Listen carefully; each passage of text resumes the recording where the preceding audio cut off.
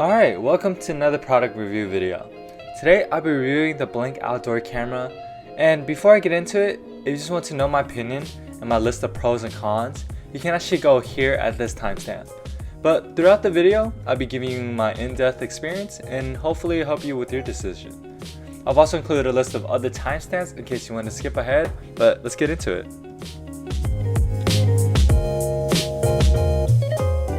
So the first pro is definitely the installation. The installation is super simple. You simply remove the back covering, insert the provided batteries, and then retie the cover.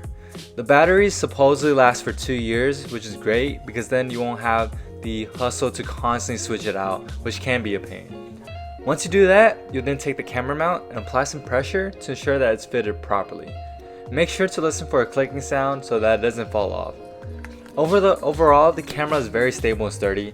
I've had it for about 7 months now, and it has gone through the Texas ice storm and the very bipolar weather here and continues to work perfectly fine.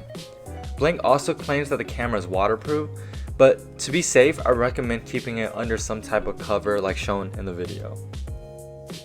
Next up is the camera quality.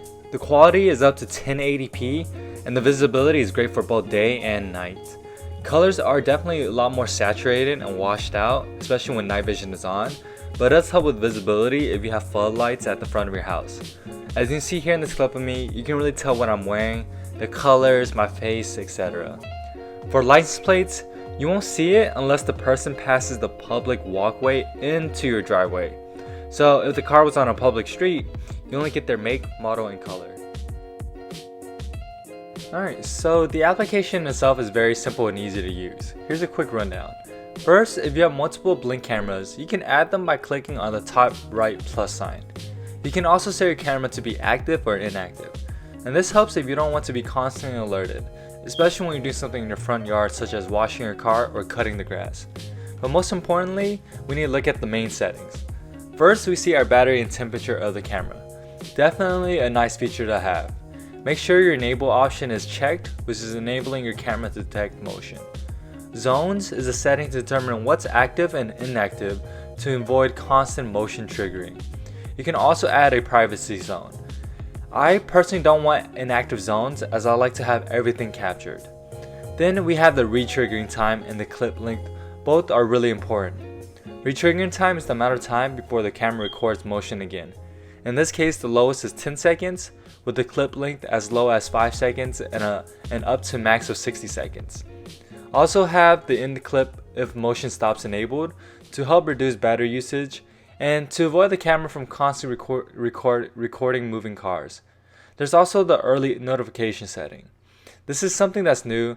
I haven't really had the chance to really test it out, but it tries to provide real-time support. So what I've noticed is that when you click on the alert, instead of it sending you to the recorded motion, it takes you directly to the live feed. This setting also has IR intensity, which is infrared intensity, which adjusts the brightness for your infrared illumination. The camera also has built-in speakers where you can adjust the volume, and you can also increase the camera quality to best, but that may reduce your battery life. But most importantly is being able to go back and find your recorded films. That option is located at the bottom with the play icon. You have the choice to automatically delete videos after a certain number of days, which is a nice feature to have. And for our last pro, Amazon actually has a trade-in option for their Blink outdoor camera. This is for a $10 gift card or an additional 20% off, I believe. This is definitely something nice to have, especially if you have an older model and you're looking for something a bit newer.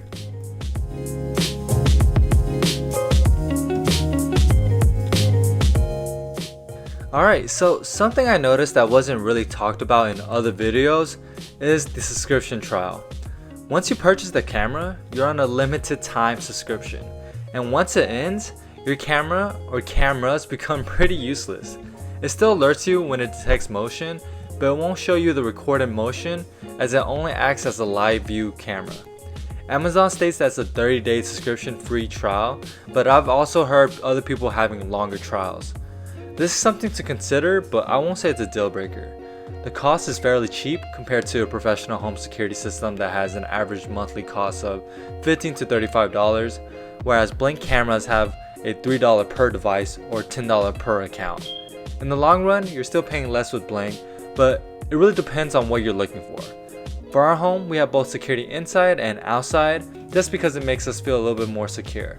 And you really have to weigh in on what you're looking for, how much you're willing to spend, and the overall pros and cons of having a professional home security system. So another con is the lack of real-time recording. I've seen this clip of the Amazon truck. By the time you receive this alert and you go outside to look for the truck will probably be at the very end of the street or on its way back around if we're assuming the truck continues to drive ahead. In addition, there's also a slow camera re-triggering time. So what I mean by that is once a detected motion ends, there's a 10-second wait time before it can record again. It can seemingly feel that the camera is not detecting motion, but it's due to the re-triggering time. A way around this is to increase the length of the clip with up to 60 seconds. Overall, this isn't too big of an issue as the camera is still quick on detecting and recording any motion. Lastly, the product is slightly expensive. The cost on Amazon is $106.24 with tax, and with subscription it will total around $137. If you're not in a hurry, wait for Black Friday or Christmas for a discount. I bought it during Black Friday for $69.05, and with the annual subscription, I spent a total of $100, which is the same for just the camera without the discount. And as mentioned previously, before you decide, weigh in the pros and cons based on your needs.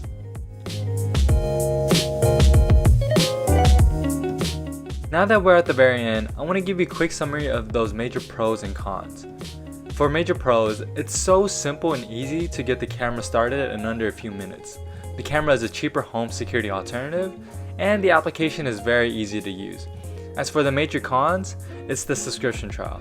Without it, your camera is basically useless, and also the slow detection of motion, especially the re-triggering time, which doesn't capture everything as seen with the Amazon truck clip. We're only able to see the Amazon truck pulling up to my driveway with the next clip of the guy going back into the truck. But based on my experience, this product is definitely a great purchase, especially if you can get it at a discount, or if you just want something simple and effective that helps put you a little more at ease in regards to home security. Overall, that's my analysis. If you have any further questions, feel free to leave in the comments below or email me. I'm always answering questions, and there's a product you want me to review, do let me know. And if you enjoyed the video, feel free to subscribe and like, and otherwise if you hated it, let me know too. But thanks for watching, stay tuned for future videos. Peace.